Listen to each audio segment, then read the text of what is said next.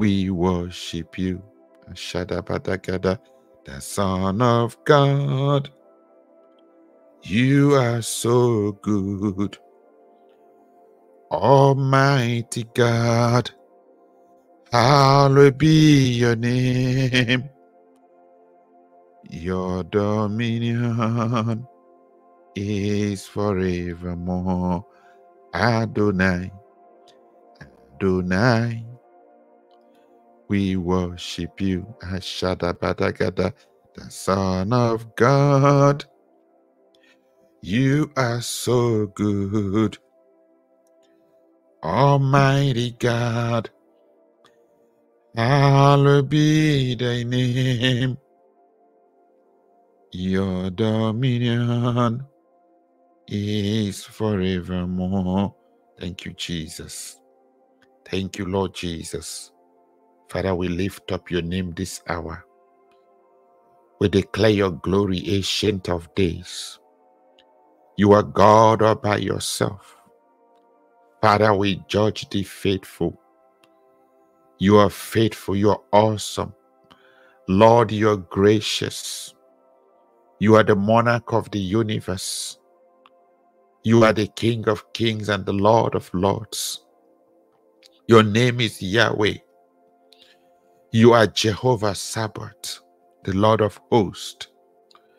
You are Jehovah Ergibor. Adonai is your name. Heavenly Father, be thou magnified. Thank you, Jesus, for the finished work. Thank you, Father, for the blood of Jesus, the blood that cries better things than that of Abel. Lord, we thank you. We magnify your name. Father, we join the host of heaven even this morning to declare your glory. Thank you, King of Kings. Thank you, Lord Jesus. Thank you, precious and sweet Holy Spirit. In the name of Jesus. Hallelujah. Hallelujah. God bless you. God bless you. A scripture ministered to me. Glory to God.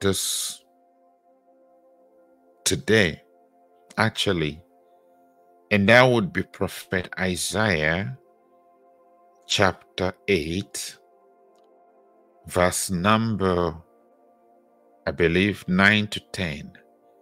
It says, associate yourselves, O ye people, and ye shall be broken in pieces, and give ear, O ye of far countries, guard yourselves, and ye shall be broken in pieces. Guard yourself, and ye shall be broken in pieces. Verse 10 says, take counsel together, and they shall come to naught. Speak the word, and they shall not stand, for God is with us. Tell someone that God is with me. God is with my kids. God is with my family. He says he will never leave you nor forsake you. Glory to God. God watches over you 24/7. It says, he that watches Israel neither sleeps nor slumber. Hallelujah. They will take counsel, all right, but they will fail after the order of Ahithophel. It will not come to anything. They will speak the word. They will level allegations. The mount of satanic tongues will be anointed to speak against you. Allegations. He says he is the accuser of brethren. But guess what? It shall not stand. They will make all the noise. They will pass evil verdicts. They will program. There will be incantations, dangerous evil sacrifices, whatever the case may be. Every counsel of the enemy will not stand in your life. Only the counsel of the Lord And so he says, take counsel together, and it shall come to naught. Speak the word, and it shall not stand. For God is with us. He is our fortress. The Lord is our stronghold. Hallelujah. God bless you. And so this morning, I want us to talk about the mystery of altars. Glory to God. Pulling or tearing down altars. In this case, satanic altars, evil altars. Hallelujah. So many satanic altars are raised against children of God. And what is the motive? Pretty simple. To prevent the fulfillment of the purpose of God in your life. But these altars can be pulled down by the power of the Holy Spirit. Hallelujah. Now, when we're talking about altars, what always comes to mind is the altar when you go to church, the platform, the stage. Hallelujah. Those are physical altars. But in the realm of the spirit, in deliverance, we're talking about spiritual altars. Not basically the physical altars that you see in church, where the priest or the pastor or the man of God ministers. Those are altars, quite all right. But we're talking about spiritual altars. We're not talking about altars in form of tables, platforms, or elevated stage or places. Glory to God.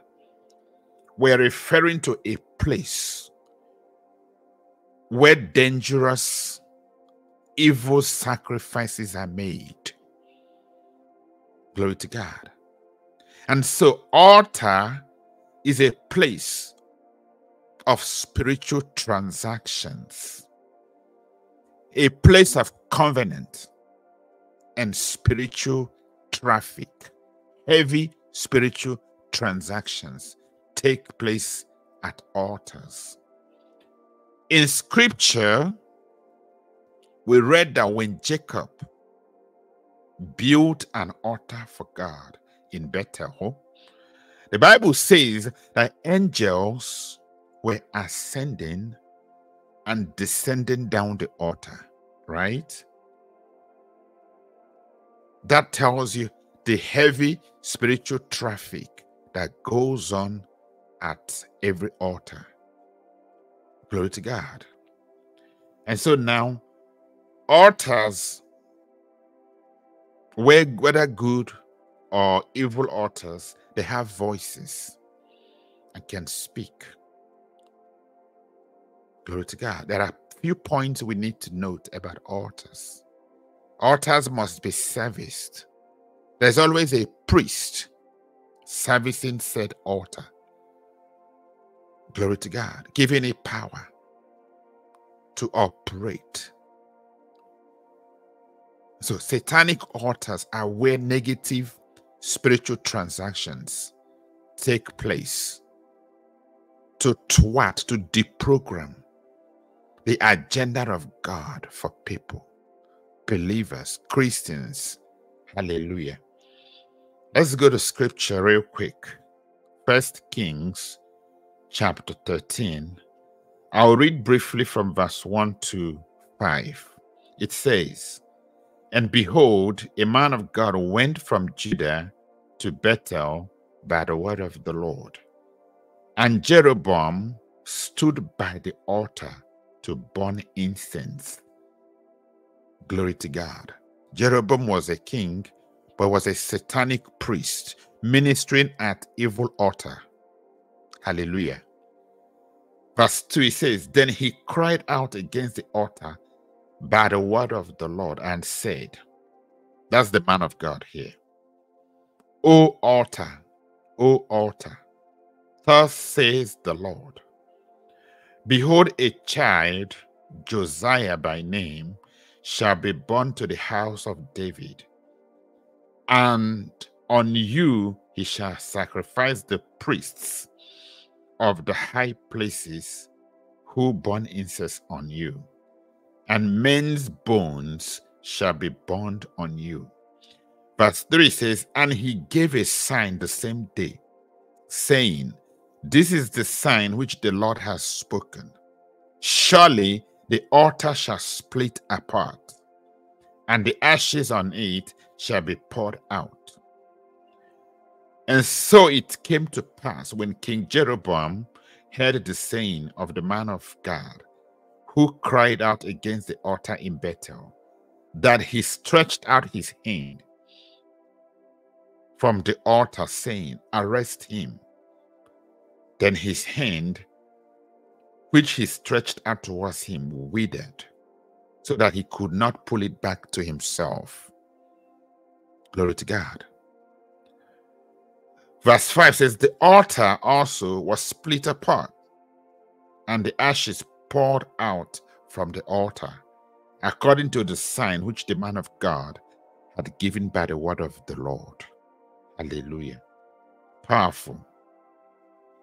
A man on the mission. A man that God has spoken to and given an assignment. Hallelujah. Quickly, from this scripture, we can see several emphases on the altar, what we need to know about how altars operate. First, Jeroboam stood by the altar to burn incense, right? To service the altar, the pagan altar. Hallelujah. And so from this, you can deduce that sacrifice is offered at the altar to Satan. Because there is always something going on at the altar. Sacrifices are either offered to devil, to the demons, or to God, depending on who is offering and what or how is being offered. Hallelujah. The man of God cried against the altar. In this case, the satanic altar. Glory to God. And so it is possible to speak against satanic altars in the name of the Lord. Hallelujah. I pray that the word of God will pull down every satanic altar raised against you, raised against your children, raised against your family. Any ancient voice speaking from any evil altar, I command them to be muted by the power in the blood of Jesus. And number 3, from the scripture, the king, Bible says, stretches forth his hand from the altar against the man of God. You see, evil can be programmed against the people of God from satanic altars. Glory to God. This is the priest, the satanic priest, the evil priest that ministers at said altar, wanted to fight the man of God, wanted to fight the agenda of God. And he had his consequences. Bible says that his hands were paralyzed. Glory to God. And then he needed the man of God to restore him. He pleaded with the man of God to pray, to offer prayers for his hands to be restored. Now I prophesy in the name of the Lord Jesus, any satanic priest, any evil priest ministering at any satanic altar against you, against me, against your family, against any members of your family, against your children, your spouses, I command them to be paralyzed by the fire of God in the name of Jesus. That's a prophetic prayer for someone this morning. And number 4, the altar was rent and the ashes poured out from the altar. You see, satanic altar can be completely destroyed, demolished through a prophetic utterance, through prophetic decrees in the name of the Lord. And so this morning I prophesy against all satanic altars raised against the purpose of God in your life. In the name of Jesus. That's a few takeaway from the altar we're talking about from this scripture. Now, I am going to talk about this topic under 3 categories: the purposes of satanic altar, the processes of satanic altars, and the power to pull down, to tear down these altars. We're going to understand by the grace of God how satanic altars operate. Hallelujah. Satanic altars, whether they exist in the physical or spiritual, either way, are raised to fulfill one or more of the following purposes. Glory to God. Those altars are a place designed for offering sacrifices to Satan and his demons in order to appease them or to make a request for their assistance. I need you to understand that dangerous evil sacrifices are made at these altars. Sometimes blood shedding, hallelujah, kind of to appease to demons to carry out an assignment against a prey, against an individual. Glory to God. It is a satanic dining table where evil spirits and demons are served food. Glory to God. They can be served their usual food in order to attract their blessings upon the person offering the sacrifice, or they gave a wrong type of food on behalf of someone so that the demons can punish this person or the person. Glory to God.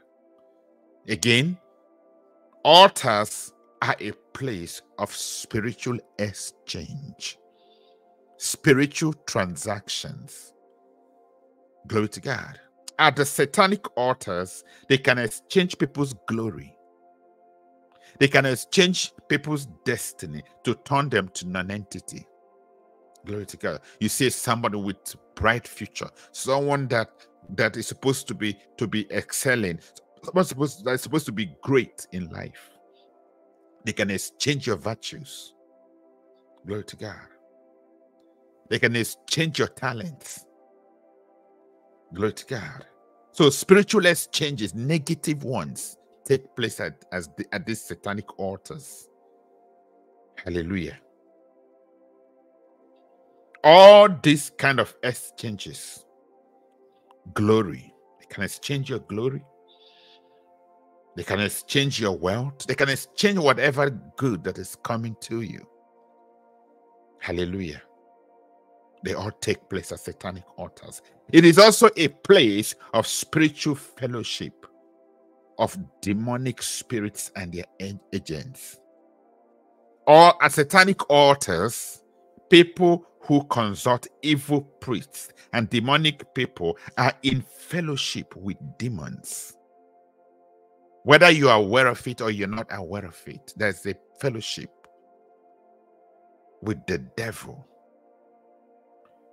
It is the same way the people of God at the altar of God are having the spiritual fellowship with the Spirit of God and the angels, the host of heaven. So in the case of satanic altars, it is satanic fellowships. Number 6, altars are places of making satanic covenants or sealing a spiritual contract. Either the people concerned are conscious of it or not. It is a covenant.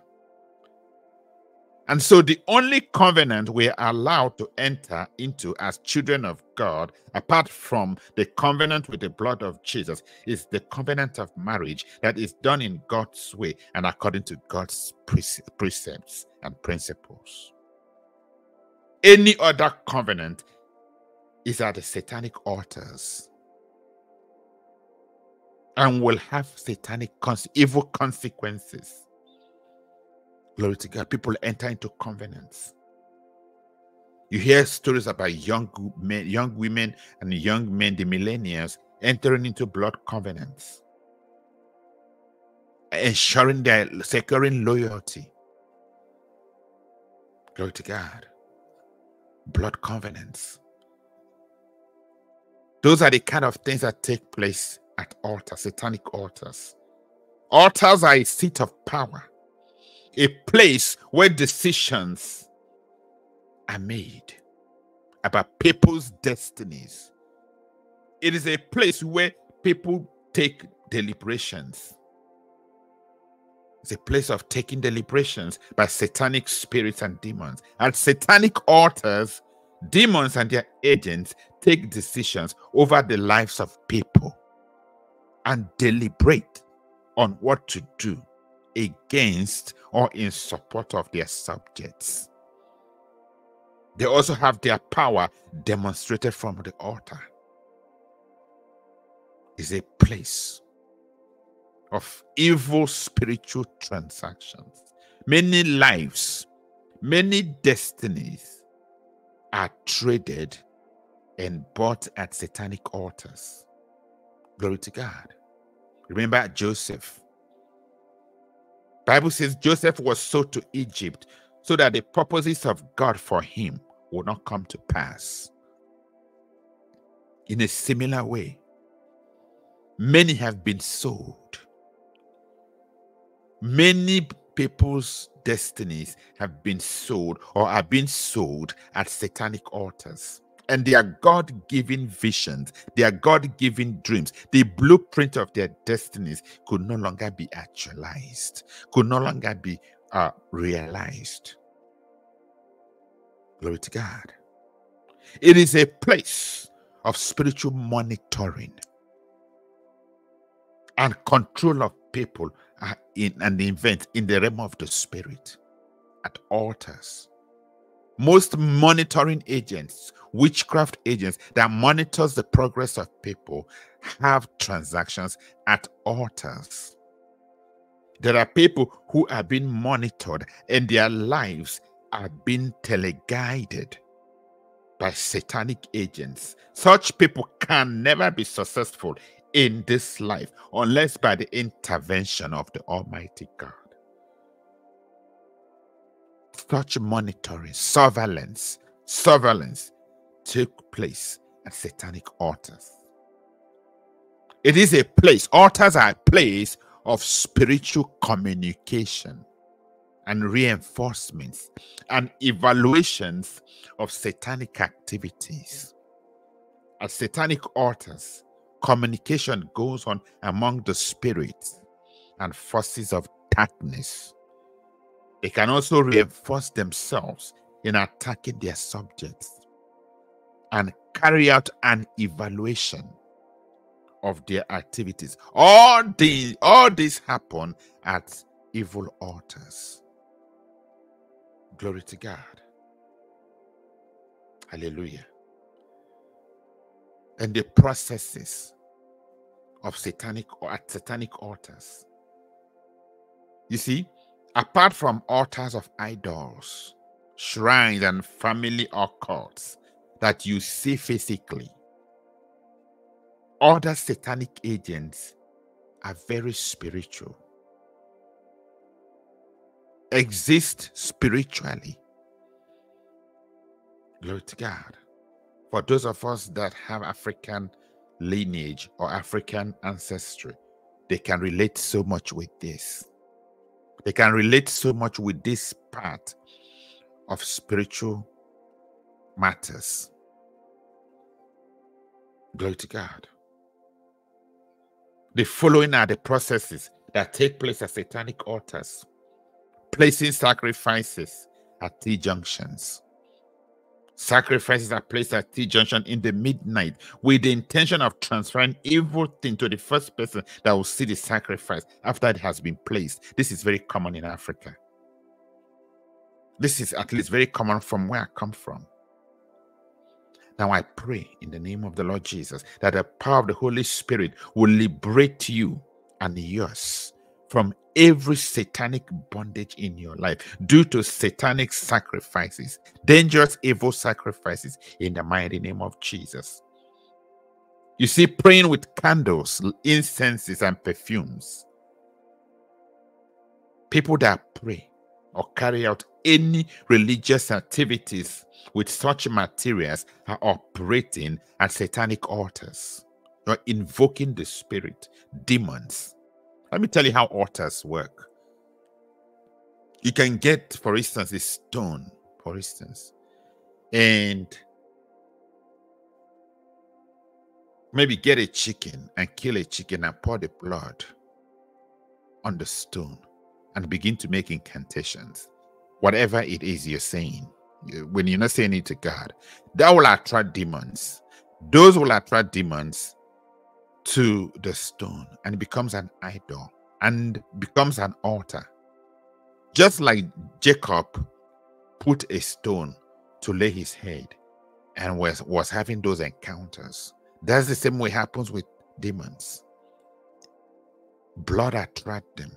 But guess what? There's a blood that is higher than every other blood. The blood of Jesus. The blood of the Lamb.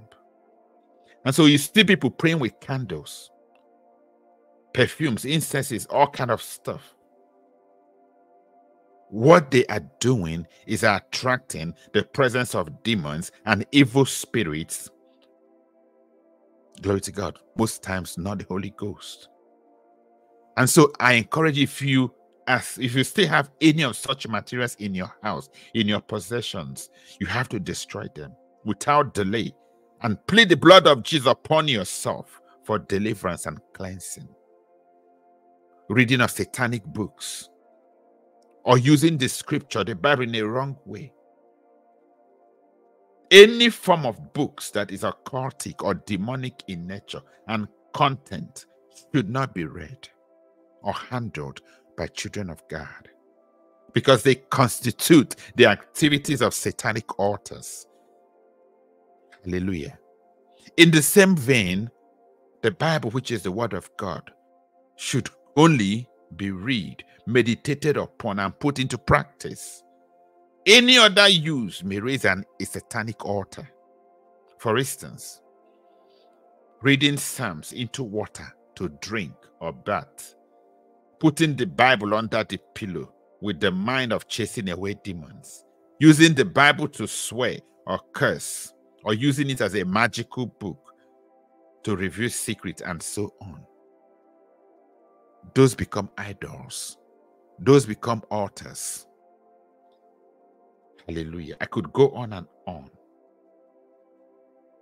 Consulting trees, hanging something on trees, or keeping something by the trees. People go into the bush, the woods, and consult trees in the name of special prayers. God is not found in the bush or on the tree or anywhere where you are. If you can call on the name of God out of a pure heart, he will answer you and deliver you out of your troubles. By consulting these things, these trees, you're operating on a satanic altar, which will make heaven to be locked up against you. Hallelujah. Taking somebody's materials or body parts for use for rituals of other satanic activities is very common. They always have to have a point of contact. They have to have a point of contact. They use your materials, things that belong to your properties. In the realm of the spirit, present them as satanic altars. They have to have something as a point of contact. Sometimes your clothing, the strands of your hair, your money, whatever they can lay hand on to place at the satanic altar When they do that, it becomes a point of contact. Your finances will begin to go down. Your health begin to go down. All hell will break loose because they have something. And these things are spiritual. They're very, very spiritual. Remember that life is very spiritual.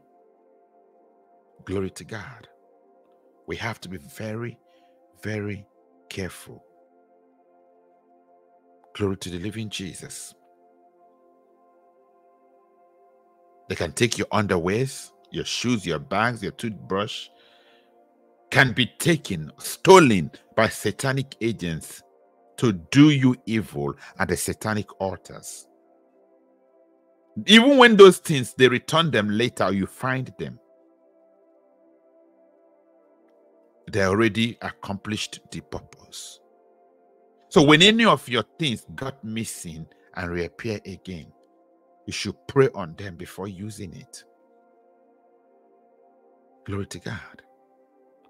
Even body parts like placenta during child labor, your hair, your nails may be taken to satanic altars by wicked people. There are agents everywhere. Scripture says that the heart of man is desperately wicked.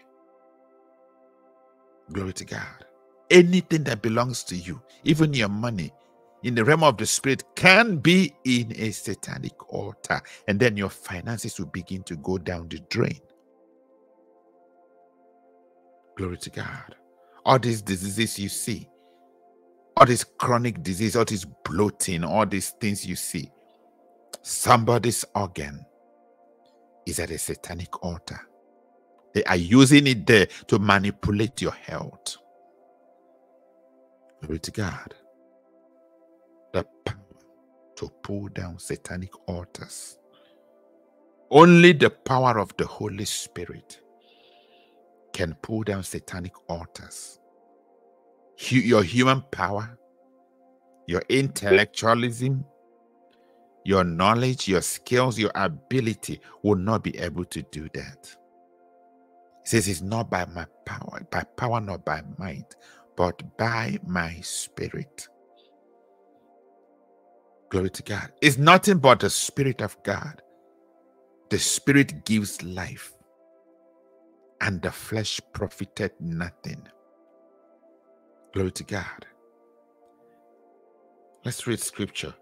Then he said and spake unto me, saying, this is the word of the Lord unto Zerubbabel, saying, not by might, not by power, but by my spirit, saith the Lord of hosts.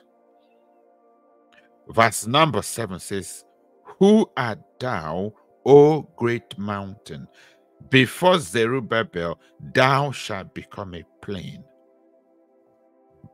And he shall bring forth the headstone thereof with shoutings, crying, grace, grace unto it. It is only the power of God that can pull down satanic altars, that can tear down satanic altars. The power of the Holy Spirit comes after you have experienced the new birth and you are baptized in the fire of the Holy Ghost. So if you're listening to me this morning, and you are yet to give your life totally to Jesus Christ, I want to tell you that you cannot succeed in pulling down satanic altars in your life until you can take a step for your salvation. Once you are born again, the power of the Holy Spirit is able to destroy all satanic altars raised against you. And after that, he can destroy all the priests, all the prophets of the satanic altars. It is so sad that it is even in the church. You have occultic masters. You have fake prophets. operating in the church that service a different kind of altar to manipulate people's lives, to manipulate people's glory. Glory to God. One more thing. You also need to maintain a godly living in order to enjoy continuous support of the Holy Spirit in praying with you and for you. All kind of behaviors and attitude that will grieve the Holy Spirit must be avoided. It is the Holy Spirit that do the work of tearing down anything that represents satanic altar, anything that represents evil altar, or any spiritual transactions going on at any evil altar. Let me tell you the three things that happen at altars. Blood libation. There's always a blood libation. Sacrifices. Covenants. Invocation. Enchantments. All this occur at satanic altars. Glory to God. We're going to pray. For the sake of time, I'm going to continue this tomorrow. We're going to make fire prayers to pull down strong altars, speaking against our lives. Altars have voices, ancient voices. For those of us that are from Africa, there are shrines, family idols, where all these transactions take place. Glory to God. And it doesn't matter how long you've been born again. You have to deal with them before they deal with you. And how do you do that? Aggressive prayers. It says that from the days of John the Baptist, the kingdom of heaven suffered violence, and only the violent will take it by force. You say to the altars, you don't have power over me, because I am redeemed. The scripture says, let the redeemed of the Lord say so. There's a blood that has already been shed for me, the blood of the Lamb. That blood is higher than any blood that can be offered in any altar. Glory to God. But we are not ignorant people. We're not ignorant believers. We know that life is spiritual. And so we take the bull by the horn. Scripture says that we are not ignorant of the devices of the enemy.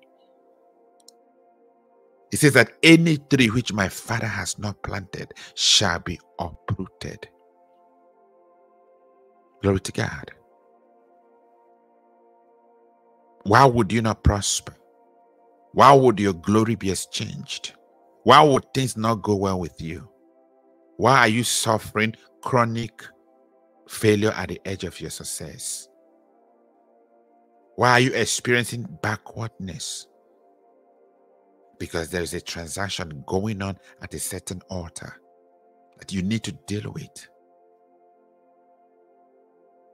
Glory to God. And so as we're going to pray, we're going to renounce all covenants with the enemy. It is going to be something that you're going to do on your own self-deliverance. You renounce. You know, and you know that's where we need the discerning spirit, discerning of spirits. Some of you know this. Some of you have dreams from where you come from. Some of you have soul ties with places or people. Glory to God. You need the discerning of the Spirit. It says, Holy Ghost, reveal to me how the area, the dimension that I need to pray. And you begin to recognize the pattern, recognize how these altars operate and deal with them in aggressive prayers. More like rightfully take that which belongs to you. You've been bought with a price, a high price. You're purchased by the blood. Any blood offered at any altar has no effect on your destiny, has no effect on your life. Glory to God. The word of God must be taken as the only standard for all actions and behaviors you embark upon. The testimony of Jesus is the spirit of prophecy. Whatever else that is outside the scripture should be tossed away. Glory to God.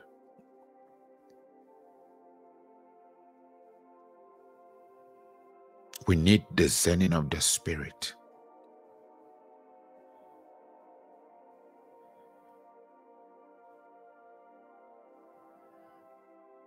The man of God that was sent to Bethel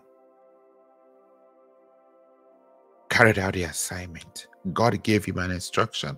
Do not eat, do not drink in the place. And when you're done, when you're finished with the assignment, go back to Judah in a different route. Bible says another prophet went and told him he heard from God, that the angel ministered to him, that he should come to his home so that he prepare a meal for him. If the man of God had a discerning of spirit, he could tell. Because sometimes they came and the devil comes as angel of light. Instead of hearkening to the instruction given to him by the Lord, he followed the man, and we know how he ended. We know how he ended because God do not play. And so even in church, people are misguided. You need to know God for yourself. It says, study to get thyself approved. Anything anybody is saying you, telling you, or giving you prophecy about, or claiming they're giving you prophetic words, or whatever the case may be, if it is not aligned with the word of God, then you need to toss it. The prophetic ministry in the church must be guided by the word of God. It must align with the word. Thus it says that the testimony of Jesus is the spirit of prophecy. It has to align with the word. Glory to God. And so we're going to pray. If I were you, I would tune in tomorrow night, because time will not permit me. We're going to have a serious prayers, fire prayers that will tear down, that will mute any voice speaking from any altar against your life, against your destiny. Glory to the living Jesus. God bless you. I want you to read 1 Kings chapter 13. Read Exodus chapter 23 and Judges chapter 6. Glory to the living Jesus. Every altar got to be pulled down. The only altar that stays is the altar of God. Thank you, Holy Spirit. Father, I give you all the praise, because we are fighting even at the point of victory. We decree the blood. We confess the blood of the covenant. The blood of Jesus has power. The blood of Jesus cries better things than that of Abel. We plead the blood. It says, and they overcame him by the blood of the Lamb and by the words of their testimony. Lord, we cancel enchantments. We cancel divinations. We mute every ancient voice speaking from any evil altar against our lives, against our homes, against our children. We silence them by the blood of Jesus. We command the priests servicing said altar to catch fire and be paralyzed in the name of Jesus. Father, we thank you. Thank you, Daddy. I show my appreciation to you. Thank you for the finished work. Thank you for the power of the blood. In the name of Jesus. Praise God. Ooh, hallelujah. Thank you, Holy Spirit. We will come back tomorrow for part 2. And it's going to be fire prayers, warfare prayers, prayer against satanic altars. Glory to God. I thank you. I appreciate you for joining me, for listening. The Lord bless you. In Jesus' matchless name. Amen, amen, and amen. Bye-bye. See you soon.